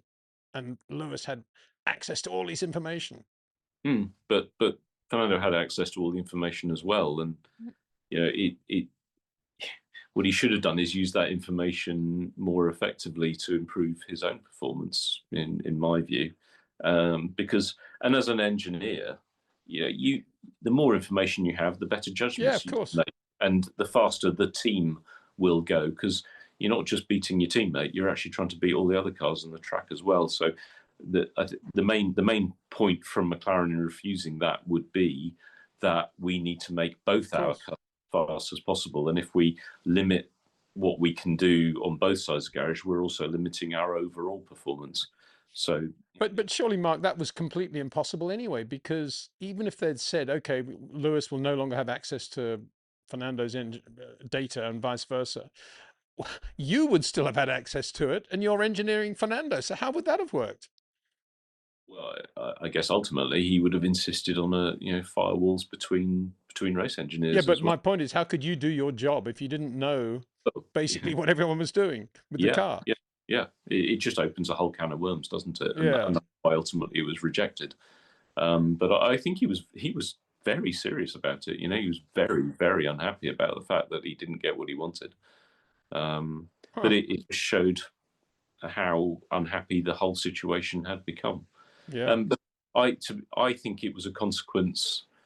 His demand of that was a consequence of that he felt he was being treated unfairly in many other ways as well. So it was just one of many factors, and it was his way of maybe slightly clumsily trying to correct what he saw was as an unfair situation. And can I suggest that maybe if it had been Pedro de la Rosa in the other car instead of Lewis Hamilton, this might not have been such an issue for Fernando anyway. Quite possibly. Right, good one. Good one. That's a good discussion points in that one. Chris McClellan. Hi, Mark. Imola 99, when Mika unfortunately hit the wall, the strategy was to stop one more time than DC and Michael Schumacher. Is that right? He'd basically built up the time needed to stop one more time in the first stint alone. I don't think I saw Mika drive that on edge before. The 99 car was very knife edgy, wasn't it? Fast, but very edgy. I'll be quite honest, I can't remember what the strategy choices were that race. It was Well said. yeah, what is it, 27 years ago. Um, That's why all we I love remember, having you on the show, Mark. it is true that car was very much on a knife edge, and Mika was, better able than most to extract the performance from that knife edge performing car. But on that particular occasion, I think he lost it over the curbs. He had the left-right chicane onto the start-finish straight, and I think he just mistimed it a little bit and lost it on the exit curb, and it was gone. I mean, it was really galling. But we certainly didn't blame Mika. I mean, it was Mika's fault, but what I mean is we accepted that Mika was performing at a very high level, and these are the things that can happen when you've got a car that isn't as forgiving as maybe it should be, and it needs to be driven super hard to get his performance. And it's the same as Max, isn't it? Trying to drive a car that isn't as good as a Mercedes or even a Ferrari as fast as those cars. Unfortunately, there are going to be times, and I'm not implying you made a mistake at Silverstone. I don't think you did, but maybe the qualifying accident in Austria was a consequence of that sort of thing. You just have to push a bit too hard to get close to those other guys. A bit of a segue to the next question now, actually, which is from Hurricane. Hi, Peter and Mark. Do you think Max is about to retire, go on sabbatical? If so, what do you think Liam Lawson's chances are of getting back into Red Bull? My view is that when you are a passenger in a car and you're a driver of Max's quality, and you could argue that the Austrian one was a little bit like that because he probably damaged the floor slightly, whatever, but he did so because he was absolutely on the limit, as Mark's just described. It's a different thing just to being slow and the car not causing issues. When you're starting to crash, it's a big thing.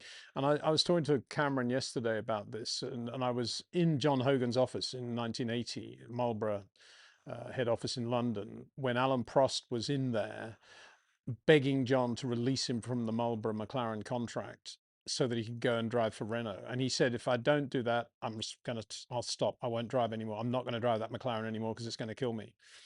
And John, to his credit, as he would, released him, and the rest is history. But that's when that sort of thing happens, it puts a driver like Max in a very different frame of mind, I think, when things are starting to get out of his control. I think that's the point. And my feeling is I don't know if he'd take us back. He might, if there's absolutely no way, he doesn't want to drive for Red Bull anymore. There is no chance he can get into a Mercedes or anything really quick next year. He might just do a year of, GT3 and come back absolutely ready to go. But we'll see. What's your take on that, Mark? I think he could do it. I agree. I think he feels that the team isn't doing, it's not showing the signs of progress that he feels it should be, and he's losing confidence in them. I suspect mainly he's trying to hammer them into, reacting and changing their approach and maybe hiring some different people or doing things differently. I think ultimately he would prefer to see a change in the way the team's working and some clear fruits, being shown, coming out of it in terms of better performance. But ultimately, I agree. I think he's the sort of guy who is not going to put up with it. And if being at Red Bull restricts his ability to jump to another team, and taking a sabbatical year would open up some opportunities, then I think he could well do that. Yeah. Right. Thanks for that question, Hurricane. Oh, Liam, I just mentioned the Liam thing. To me, if Max leaves Red Bull, I think they'd put Soloff in the Racing Bulls, and they would promote Lindblad into the A team alongside Isaac Hadjar. that's my feeling of where they would go, which may leave Liam out in the cold. But equally, it might then create a space for Liam to stay at Racing Bulls. I can't see Liam getting back into the A team again. I don't know. What are your thoughts on that, Mark? It's a tricky one, isn't it? Liam, he has been driving really well this year, hasn't he? And he's consistently scoring points. But he was doing that at Racing Bulls before he got promoted to the main team, and that's why he got promoted. But he didn't seem to sort of do very well in that environment up against Max. I don't think the situation is really any different. So I suspect they'd be a little bit reluctant. But I also suspect that if they lose Max, they're probably going to have to start designing and building a car that isn't quite as edgy as the car that Max can drive. And that might mean that Liam Lawson is able to do a better job with it. Good point. And be more successful. And maybe for the future of Red Bull, in the long term, that's what they need to do anyway, because it seems that there aren't many people who can drive the car that Max can drive.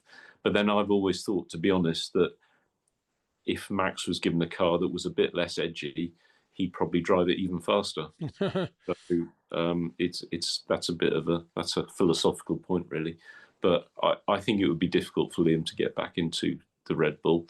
If he did, I suspect that it would only be because they've got someone else lined up, for the following season.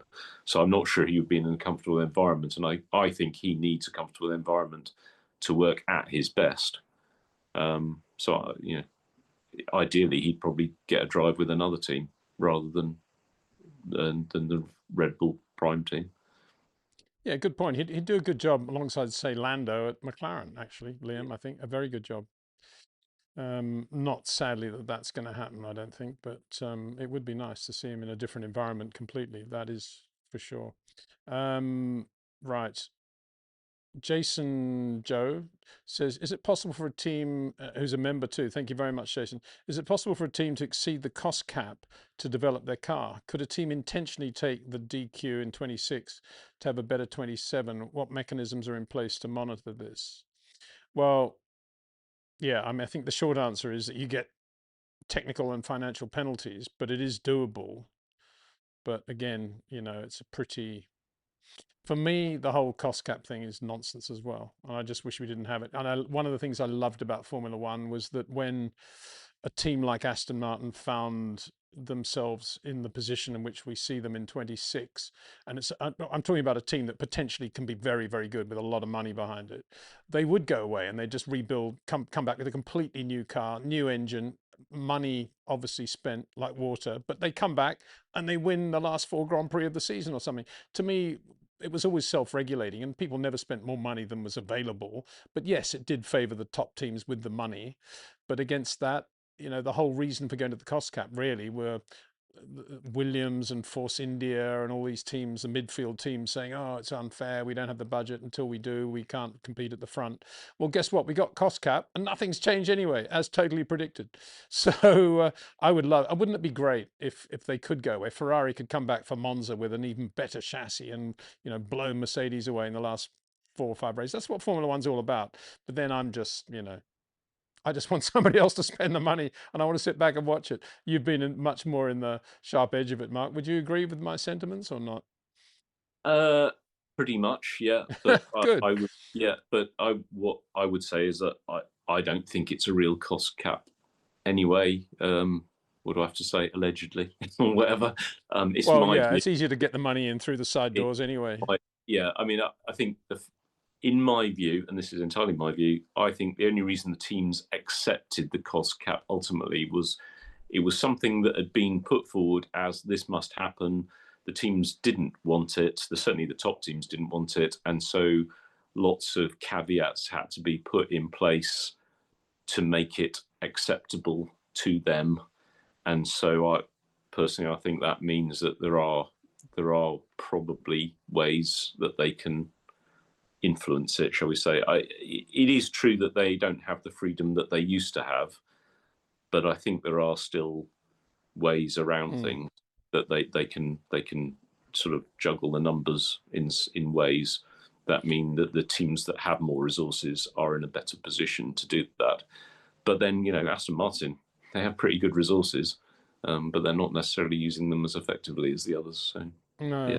I mean, I think a lot of the fans loved the 2021 season when Mercedes continued to develop that car, and they had a very quick car by halfway through the year, if not 2/3 of the way through the year, and we had the finale that we had.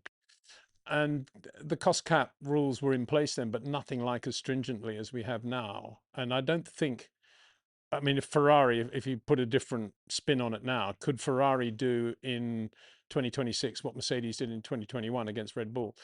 I'm not sure they could. That's the problem, and that's been taken away a little bit like everything else that was good that they've taken away. I don't want to be a doomsayer all the time, but if it ain't broke, don't fix it. I mean, how many times do you have to say it to racing, to the powers that be before the penny drops? Anyway, Jason Joe again, it'd be nice if the teams had to disclose not just their updates, but also the cost of the updates when they do that thing on the FIA. That's quite an interesting point, isn't it? It'd be fascinating to know what Red Bull spent on weight reduction or what Ferrari's engine update cost. Yeah, that's a very good point. In this world of rules and regulations and stipulations and this and that, what they cost. Of course, the problem is that the teams don't always put all their updates on those FIA submission forms anyway. And I'm not sure what the rule is about that. If you have to be completely honest or partially honest, or it's voluntary. Have you got any idea about how that works, Mark? That business with the teams before every race talking about their upgrades? I'm afraid I don't. No. Those sorts of things were discussed. I just send a shiver down my spine, and I sort of not get involved in it. But I was really surprised that some of the updates that get shown in pictures that people take at races, they clearly haven't been on the list, and I do wonder how they get away with it. I think there was the issue of the sort of edge of the diffuser, wasn't there, on different cars? I think the Mercedes, they had to trim it off in Austria because some teams had complained about it, and then it turned out some teams had brought upgrades in that area that weren't on their lists, and but it's quite interesting. I mean, I thought the whole thing, the fact that there was a reg around floor stays that teams had interpreted in a way that meant they could change the shape of their floors and get away with it, I thought that was brilliant. And an example of a rule being written and the consequences of it not being understood. Yeah. But I don't know how it really works. I'm surprised that they can do things that can't be listed. There's one thing I want to wind you up about, Mark, because I know you'll enjoy this one. I don't know if you're aware of it, but Pierre Gasly got a 3-place grid penalty for the Grand Prix because in qualifying, this is hard to believe, but he impeded Lance Stroll's Aston Martin. But anyway, he did. And but the reason that when it came out, he said the reason that he got in the way of the Aston was because his radio was down. And his radio was down because of fault with FOM, which FOM have admitted to and confirmed. Now, the stewards said, well, that's okay, but it's not really an excuse because the driver should really know what's going on the track, and he could have looked at other things. He could have looked at the dash and this and that. Okay, that's not the point I'm making. The point I'm making is yet another FOM failure. Interesting, huh? And well, did you ever suffer things like that with radio? It wasn't anything to do with the team. It was an FOM thing? Yes, yeah, it did happen. I wouldn't say it happened very often. I'd probably count maybe 2 or 3 instances over my whole time, but it certainly does happen. But what irritates me about that one is that there have been other drivers who have more blatantly got in the way of other drivers, and they've not been given penalties because the FIA have said, oh, it was clear that the team didn't send them a message over the radio, so the driver's not at fault. It's just complete inconsistency in the application of the rules, and that for me is just that's outrageous. Yeah. Anna Badas, Peter, Max said he would have done the same thing George did in Austria with the yellow flag thing, and also I think Lewis got a reality check when Charles is not going away. Yeah, I mean, I don't think anyone at the time was saying that George did anything illegal. So there's no racing driver in the world now that would say, oh, I wouldn't have done what George did, because they're all racing drivers, and as long as they're not breaking the rules and getting a penalty, they're going to do it. So of course, if you ask Max what he would have done, he would have said the same thing. And if you say the same, if you ask Kimi now, if you rethought it, would you have done it differently, Kimi? Of course, he's going to say, yeah, I would have done what George did. But the reality is, it was a stupid rule, because there's too many grey areas in that single yellow definition. What does change of direction mean? And why doesn't it take into account different corners? Nobody in the world will ever convince me that if you approach a blind brow at over 300 kilometers an hour and a guy has just gone off the road and you go through past that accident site slightly faster than you've gone on your previous lap, even if you've lifted, that is safe, and that you could change your direction at that time. And anyway, we know the FIA got it wrong, because they very quickly went to double yellow straight to red. So it's a question of, rewriting the rules so it's much clearer. That's my point there. And, of course, any racing driver worth his salt would do what George did, because they're racing drivers. That's not the point, is it? We're talking about safety. Hi, Peter and Mark, just to say thank you. Thank you very much from Race Array. That's very nice. Zabesh again. How did the team's mindset change in Abu Dhabi 2010? I don't imagine you thought Petrov could keep Alonso behind for the whole race. Yeah, well, of course, that was the last race before the advent of DRS, and everybody said, oh, bring on DRS, right? I suppose everybody at that time, Mark, thought, yeah, isn't DRS going to be a brilliant thing? No more Petrovs. Well, I was a race engineer, so. Oh, were you? Oh, sorry. Well, I shouldn't be too. I take it all back, Mark. Yeah, okay. He drove brilliantly that day. Unbelievably well-engineered car. Set up. It was. I mean, you must have been astounded that he drove that well and did that well in defence. Yes, I was. Yeah. The Renault, it was a quick car on the straights that year, and probably just didn't have enough downforce. But it wasn't actually it was actually a pretty good car.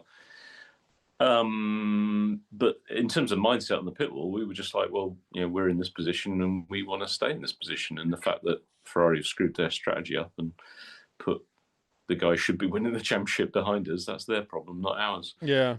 I did have a little pang because, I worked with Fernando in 2007. I like the guy. Yeah, I think he's a great driver. But it wasn't our fault that they'd done what they'd done. So, yeah. But as for DRS, I was never a fan of that either. To me, it's all part of the artificial manipulation of the sport, and they should be looking to find proper solutions to these things, which they had done, hadn't they? With the remember those very ugly cars with the very wide front wings and the very narrow rear wings, and they'd been attempting to try and improve following performance, but they'd got it wrong, so that hadn't worked. So DRS was the easy fix. Yeah. But when it started with DRS, what was your general feeling? Do you think this is a step forward for Formula One, or was it this is the beginning of the end with more artificial devices coming in, taking away some of the natural skills? More the latter. But Yeah. I also thought that unless they were able to change the rules to make the cars able to race more closely, then probably something did need to be done. But I would have preferred it to have been something more effective, personally. So I just figured it was a necessary evil because of a failure to grasp the problem that they actually had. River says, Peter, I think Antonelli is just astonishing. He was matching Leclerc's times. He was on fresh hards while he was on lap 34, old mediums. How on earth is he able to do this?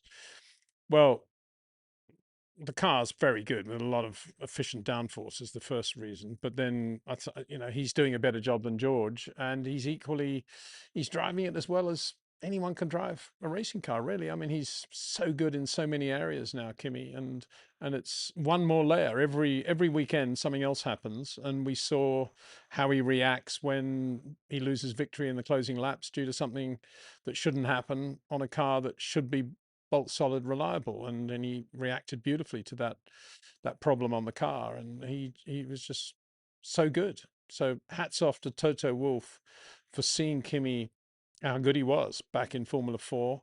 And it's a sort of, Lewis Hamilton, Ron Dennis story, isn't it? That he's got this guy who's turned out to be this good, and he's getting better all the time. I mean, how would you evaluate Kimi, Mark?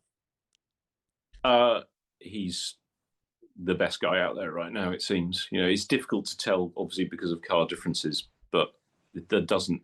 The only weakness that we saw the whole weekend was, I thought, when he had his initial response to the problem in the race, he didn't give the team enough information as to what the problem was, which was, part of what led to the confusion. He just said, "Oh, the car's broken," and Bono was asking him, "Well, can you give us a bit more information?" And he just kept saying, "Well, the car's broken." And it's like, yeah, okay. That was the only weakness, and that's a pretty minor one. He's just doing a superb job. I mean, just going back to that race scenario, the problem at Silverstone is often that the front left grains up a bit. It's quite possible that on the hard tyre, it just isn't as quick a tyre as the medium, and it may well be that Kimi's front left cleaned up a bit, and so his performance came back, and that was why Charles wasn't able to pull more of a lead, as we'd expect that he would do, given the difference in tyre age at that point. So it might well be that Kimi's tyres were actually not too bad at that point compared to a set of new hards. But the way he just deals with it, in his mindset, is pretty much spot on, really. And that car, I've heard people saying, "Oh, the Ferrari is the best chassis." I'm not sure it is. I think the Mercedes is probably the best chassis. It could well be. It just certainly in Kimi's hands, it looks after its tyres as well or better than any other car on the grid at the moment. So it's, I'm struggling to see that the Ferrari is a better chassis right now. Yeah, I have to agree with that. Thomas Dash says Lewis had a massive correction at Austria when he forgot to close the rear wing in time. Is it only Ferrari that have their drivers activate it manually, or is it the same for all teams? Yeah, can you just give us a bit of a quick catch up on how actually that works, the DRS, in terms of its automation or not? Yeah, well, it's it will be automated based on probably brake. I haven't looked at the rules clearly enough to be 100% confident about this, but if it's to do with, similar to DRS, it'll be to do with a combination of brake and mainly throttle. So it used to be that when you lifted off the throttle, the DRS would deactivate. But there will be a mechanical override available to all drivers, because, for example, Suzuka, when you go into turn one, you don't actually lift off, but you wanted the DRS to be disabled, so the drivers would manually switch it off before getting to that corner. In fact, I think was it Mick Doohan forgot to deactivate. Jack Doohan, sorry. Yeah. The other guy was on two wheels, wasn't he? DRS. Jack Doohan, I think he forgot to deactivate it one time and ended up going off at that corner, and that's a consequence of what can happen. But there is this issue of the airflow having to reattach that we touched on earlier, and so even if the wing is in its correct position, it isn't necessarily the case that the airflow has reattached, and so it isn't producing the downforce it should be at that fraction of a second, and that's what can catch them out. But if the team knows that that's a possibility, they should be advising the driver to manually deactivate. But obviously that's up to the driver to do it, and he might be feeling, well, I just want every single millisecond of performance, so I'm going to rely on the throttle going, me closing the throttle to do that, and maybe that was part of the problem. Yeah. Aaron, sorry. Yeah, go on. The other thing that sets it is the sectors around the circuit. So it's based on the position loops as well, I imagine, as to whether it does activate or not in the first place. So I can't recall. With DRS, you would be allowed to activate it, and then the driver would have to press the button to activate it. I'm not offhand sure whether it's done by manual activation or whether it's an automatic activation. at the moment. So apologies for Yeah. not being up to speed. No, very clear. Aaron asks, what is actually meant? We've talked about this, Aaron, but maybe Mark might want to just add a little bit to it. I don't know. What is actually meant when a team says we couldn't get the deployment right? Is it mainly about when they choose to deploy, how much EV power and where, or is it under the driver's control at all? It's a combination of all those things, but there's also some learning that the car's control systems are doing. So the deployment will vary from one lap to another, depending on the amount of energy that is available. And what can happen is if a driver has a slow lap, it can disrupt the deployment on the following lap because the car will have learned from what went not quite right on the previous lap. They actually have filters in place so that, you know, if the lap time is particularly bad, they'll discard the learning information from the previous lap. But I know there were still times when a lap could be a little bit slower, but not slow enough to be discarded, and that would influence what happened on the next lap. As well as the mapping that the guys physically put into the car. So they'll put an ideal map into the car, and then it will learn around that. So either it means that what they put in as the ideal wasn't quite right, or it was influenced by outside circumstances, which meant that it didn't work as well as it could have done. It'll be, you know, things like that. And the driver probably has some different options available in the car, but when they say we didn't get the deployment quite right, it sounds like that's not related to what the driver's done. Or it could just be that they've realized that the driver wants to do something differently because the grip is now better, which means he's getting on the throttle a bit earlier than was the case previously, and they haven't got that built into their options quickly enough. And so they've kind of let the driver down a little bit by him finding that he's got performance he can use, but them not being ready to make use of it. Sounds quite complicated, Mark. It is. Very much so. Thomas Tash says, Mark, when do you think we will get TV visuals showing us the power capacities available to drivers throughout the lap? When it has less influence on the result. So, yeah. And also when you pay more to get those visuals. So when they give you an option to pay for it. Oh dear, oh dear. We mustn't get cynical, must we? I don't think that's reality. Yeah. So, Dave, the visuals, sorry. the visuals available in the UK are different, aren't they, from other countries? Oh, every country's different, really. Because of the TV companies' contracts influence what F1 are then allowed to sell themselves. So it varies from country to country as to what's actually available. Yep. Alfisti Brasiliani says the current regs are far too complex. The way the drivers have to harvest energy takes away the different throttle techniques that each driver uses on corners. I totally agree with that. Crazy. So where are we going now? Pirelli needs softer tires, says Max Flashart. Maybe. Well, that would give us more pit stops, that's for sure. They need to do tires that wear quickly so we can have two-stop strategies most races. Is there a downside to just going to softer tires everywhere, Mark?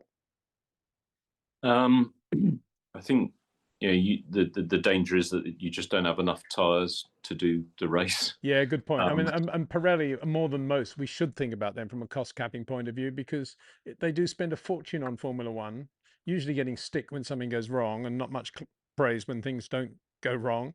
And of course, you don't want any failures either. So yeah, we want Pirelli to have to spend as little as possible in producing tires that enable us to go racing, bottom line. And they do spend a lot on marketing and promotion. That's a delicate balance. Yeah, they're in a difficult position. Yeah, it is largely a marketing exercise for Pirelli. It's not an extreme technical challenge because they're not competing against another manufacturer. So they can only look bad, can't they? Either there's no issues with the tyres and that's fine, no one bats an eyelid, or something goes wrong with the tyres and they get stick for it, which is a bit unfair. And part of the problem is that if they supply tyres that the teams need to do 3 or 4 pit stops in a race, then are people just going to say, "Oh, look at those tyres. They didn't stand up very well, did they? You know, they performance really dropped off. They probably made crap tyres." That's part of the problem for them and the sport. Yeah. You know, I would like to see softer tyres that wear more, because I think that would be much more interesting. I'd like to see tyres where the surface temperature didn't overheat, you know, didn't get high and the tyre performance drop off, because that's what stops drivers being able to slide the car around and be aggressive on overtaking manoeuvres and things like that. But when you've got no competition between manufacturers and the manufacturer who's supplying the tyres can only look silly if things go wrong, it's a really tough challenge. I love this next question. Indeed, I need to reinstate the system whereby we have the best question of the entire thing and you get some sort of prize, because it's such a cool one. 5 things I would change in Formula One. 1, remove the budget cap. 2, get rid of sprint races. 3, get rid of boring tracks like Saudi Arabia. 4, bring back V8s. 5, bring back grid girls. I think we'd agree with all of that, wouldn't we? I think you just about got it right. Yeah, it's not far off, but I think the biggest thing I would change is the access to information for the people watching on television. It's so little. You know, having been using all the information that is available for 30 years, and then to see what's available, you know, to the spectators at home, honestly, it's terrible.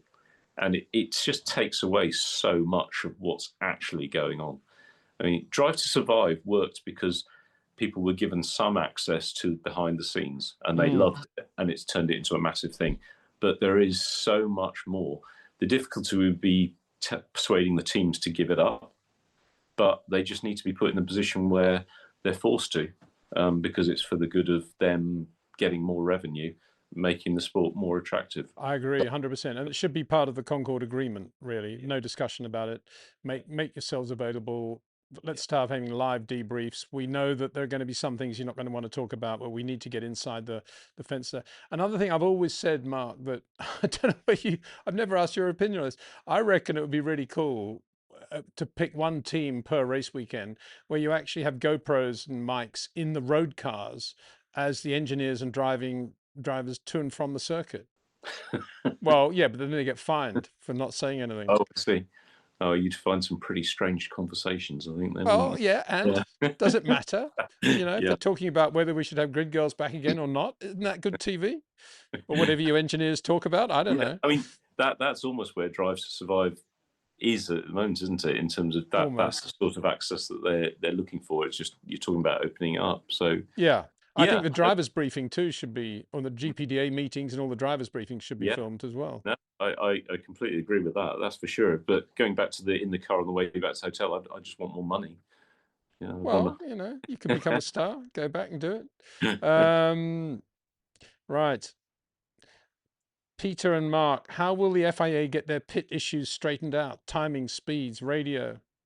Yeah, well, rumor has it that when the Grand Prix started, it said something like sprint race on the graphic. It did. I may be wrong. Yeah. Yeah, it did say that. We all make mistakes, least of all me, you know, when I'm doing all this stuff, trying to do it single-handedly. But, you know, do seem to be quite a lot of errors creeping in, or not? Is it just my imagination?